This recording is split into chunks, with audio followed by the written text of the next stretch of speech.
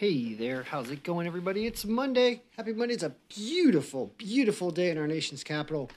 Absolutely gorgeous weather. Cherry blossoms are out. So obviously that means get on the ice inside and play some hockey. Couldn't go to watch a game if you wanted to anyway, unless you're a player. So let's talk about the games because I have a few minutes. I just sent out the email to everybody who subscribes, and we're just seeing how fast we can do this on the phone.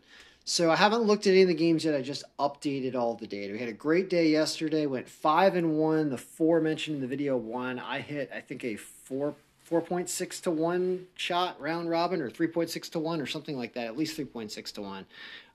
That was good. All the four teams won, and even Toronto came back to win last night. So good times. Let's talk about today.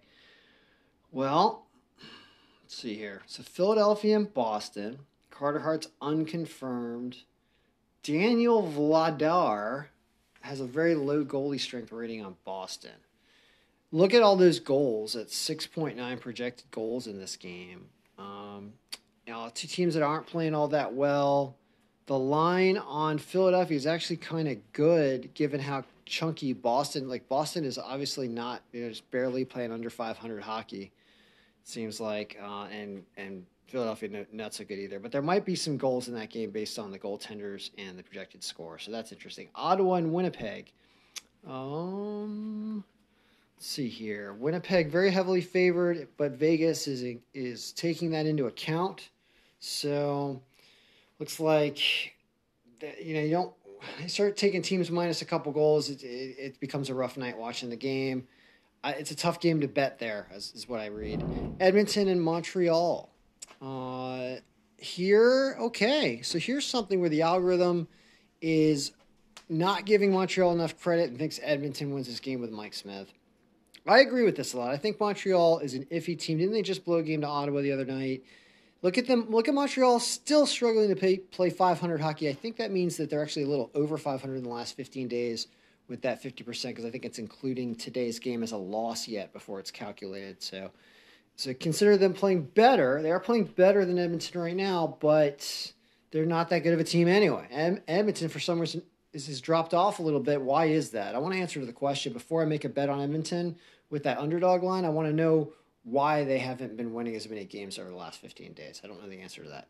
Vegas and St. Louis. Here, you got Robin Leonard in there.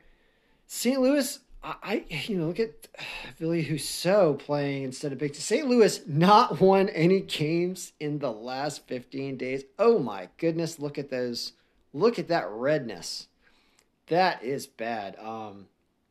Yikes. Does Vegas, now look at how close the projected score and look at how close that game is. Good God, that's a tough game actually. Vegas also not playing well.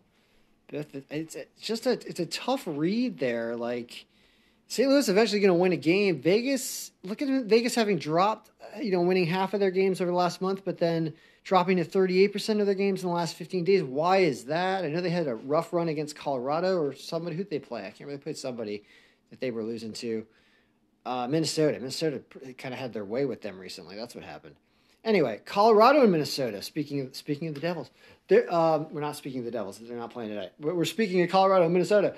And Cam Talbot, Grubauer, look at 101% for Colorado. They are over 100%. Good for them. Thinks they're going to put up 6 goals. Look at the green on the right side of the screen for all the wins between these teams. What happens in a game like this?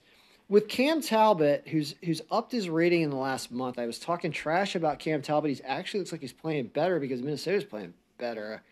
Seems like there are going to be goals in this game. You're not going to have what Colorado did with St. Louis, which is St. Louis tried to slow them down, and Berube tried to play a real defensive game that wins playoff-type games, and Colorado still was able to overpower them because things are just going so poorly for St. Louis. So here you have a game where I bet they explode for goals. I keep saying that, and maybe teams are playing more defensively because they're getting closer to playoff time, and I'm wrong, but man, do I smell some goals in this Colorado-Minnesota game.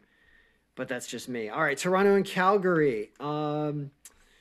Likes Toronto again because look at how bad Calgary is. Bad is they're orange, they're red, orange, or they're, I think about it right to left, but I think about time because it gets more recent the last 15 days when you look to the left of this thing on the bottom right here.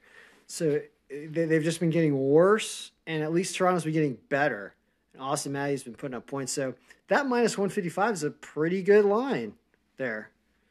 Markstrom's a good goaltender, so you can't really count on goals either way in this game, but you should see Jack Campbell playing better. I still say that. He's at 67%, but he's all right. I like Toronto there. They just, everything's consistent, you can see across the board, even though the projected score is less than 1. So you could have a bad bounce in that game and maybe lose a game in overtime to Calgary, but it seems like Toronto's supposed to win that game. The last game is Arizona and LA. Aiden Hill's confirmed.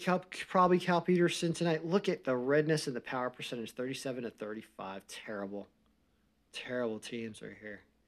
But of the two, Arizona's at least playing better, including the last 15 days where they won more than half their games because they've been playing crappy teams like Anaheim and LA. Yeah, Anaheim and LA, I think they played. So anyway, that's saying a messy game where it's 4-3 Arizona.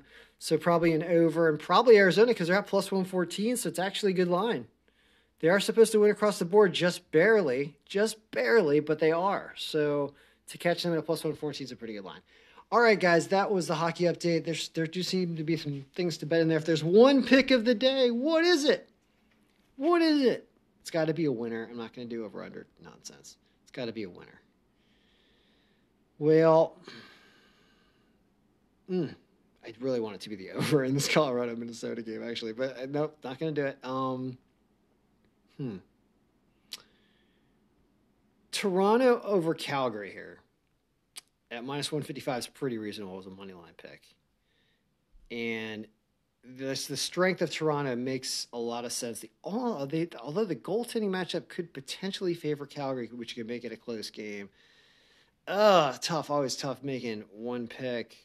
Can't do. I mean, percentage-wise, it says Winnipeg over Ottawa, right? With Matt Murray going. So taking Winnipeg at minus 220, but it doesn't pay all that much. I don't know. Whatever, don't listen to me. Just listen to the algorithm. Good luck, everybody.